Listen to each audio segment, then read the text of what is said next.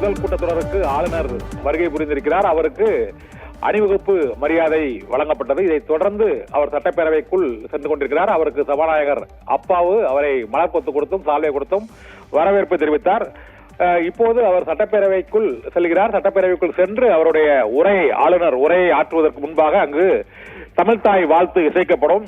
கடந்த முறை இதே போல தமிழ்தாய் வாழ்த்து இசைக்கப்படுவதற்கு முன் தேசிய கீதம் இசைக்கப்பட வேண்டும் என்று கூறி அவர் அந்த ஆளுநர் உரையை முழுமையாக படிக்காமல் வெளியேறினால் 2025ஆம் ஆண்டு 2024ஆம் ஆண்டும் அதே போல தேசிய கீதம் இசைக்கப்படவில்லை என்று பாதியிலேயே வெளியேறினார். ஆனால் தொடர்ந்து இந்த ஆண்டும் அவர் ஆளுநர் உரையை படிப்பாரா அல்லது வெளியேறுவாரா என்ற சர்ச்சை எழுந்திருக்கிறது. இப்போது ஆளுநர் RN ரவி பேரவைக்குள் சென்றிருக்கிறார். அவரை சபாநாயகர் வரவேற்று இருக்கையில் சபாநாயகரும் முதலமைச்சரும் வரவேற்று அவருக்கான இருக்கையில் அமர வைத்த பின்னர் அங்கு தமிழ்தாய் வாழ்த்து நீராடும் கடல் எடுத்த பாடப்படும். அதன் பின்னர் அவர் ஆளுநர் உரையை 2022ஆம் ஆண்டு அவர் சட்டப்பேரவை உரையை முழுமையாக வாசித்திருக்கிறார்.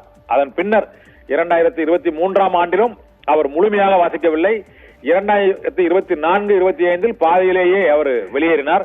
இதனால் அது ஆளுநர் அரசியல் பெரும் சர்ச்சையை ஏற்படுத்திய நிலையில் இப்போது சட்டமன்ற தேர்தல் வரவுள்ள சூழ்நிலையில் கடைசி சட்டப்பேரவை கூட்டத்தொடர் இந்த ஆண்டின் தொடக்கத்தில் நடக்கக்கூடிய முதல் கூட்டத்தொடரில் ஆளுநர் உரையாற்றுவது மரபு என்பதால் அந்த மரபுக்கு ஏற்றவாறு அவருக்கு சட்டப்பேரவைக்கு வருகை புரிந்த ஆளுநருக்கு அங்கு அணிவகுப்பு மரியாதை வழங்கப்பட்டது. அதன் பின்னர் சபாநாயகரும் அவரை மரபுப்படி வரவேற்றார். சரியாக 9:30 மணிக்கு இன்னும் 5 மணித்துளிகள் இருக்கிறது. 9:30 மணிக்கு சட்டப்பேரவை கூட்டத்தொடர் தொடங்கும். திருக்குறள் வாசிப்பு, தமிழ்தாய் வாழ்த்து ஆகியவற்றுடன் ஆளுநர் உரையை தொடர்ந்து வாசிப்பாரா அல்லது பாதியிலேயே கடந்த ஆண்டுகளைப் போல இந்த ஆண்டும் புறக்கணிப்பாரா என்ற கேள்விக்கு விடை இன்னும் 4 நிமிடங்களில் தெரிய வரும். இப்போது ஆளுநர் சட்டப்பேரவைக்குள் சென்றிருக்கிறார். அங்கு ஆளும் கட்சி உறுப்பினர்கள், எதிர்கட்சி உறுப்பினர்கள், முதலமைச்சர் மற்றும் எதிர்கட்சி தலைவர் எடப்பாடி பழனிசாமி உள்ளிட்டோரும் பேரவையில் அமர்ந்திருக்கின்றனர். தமிழ்தாய் வாழ்த்து பாடி முடித்தவுடன் ஆளுநரின் உரை தொடங்க போகும் உரையை ஆளுநர் முழுமையாக வாசிப்பாரா என்ற சர்ச்சை எழுந்திருக்கிறது. இந்த முறை ஆளுநர் உரையை முழுமையாக வாசிக்கவில்லை என்றால் இந்த சட்டப்பேரவை தேர்தலிலும் இந்த ஆளுநர் உரை புறக்கணிப்பு என்பது மாநில உரிமைகள், தமிழகத்தின் நலன், தமிழகத்தின் சுயமரியாதை ஆகியவை தொடர்பாக இந்த தேர்தலில் அந்த பிரச்சாரமும் முன்னிலை வகிக்கும். மத்திய அரசின் சார்பாக நியமிக்கப்படும் ஆளுநர் பதவி தேவையா என்பது அண்ணா காலத்திலிருந்து தொடர் சர்ச்சையாகி கொண்டிருக்கக்கூடிய நிலையில் அதன் உச்சகட்டமாக ஆளுநர் RN ரவியின் கடந்த 3 ஆண்டு காலமாக அவர் ஆளுநர் உரையை முழுமையாக படிக்காத நிலையில் அதை சபாநாயகர் மட்டுமே முழுமையாக படித்துக் கொண்டிருக்கக்கூடிய ஒரு சூழ்நிலை உருவாகி இருக்கிறது.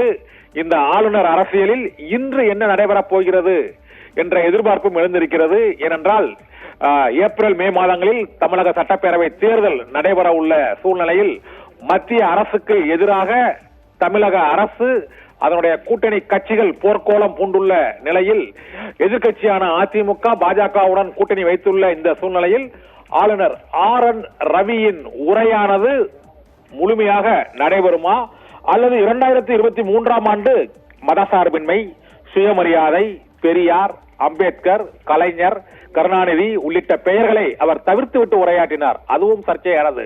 இதுபோல சில வார்த்தைகளை அவர் தவிர்த்துவிட்டு உரையாற்றுவாரா அல்லது தமிழ்தாய் வாழ்த்து பாடி முடித்த உடனே வெளியேறுவாரா, அதன் பின்னர் தீர்மானம் சபாநாயகர் தான் ஆளுநர் உரையை வாசிப்பாரா என்றெல்லாம் பல்வேறு விதமான சந்தேகங்கள் எழுந்திருக்கின்றன. இன்னும் 2 நிமிடங்கள் 9:28 மணி 9:30 மணிக்கு கூட்டம் தொடங்கியவுடன் பேரவைக்குள் என்ன நடக்க இருக்கிறது என்பதை பார்ப்பதற்கு ஒட்டுமொத்த தமிழகமே ஆவலோடு காத்திருக்கிறது.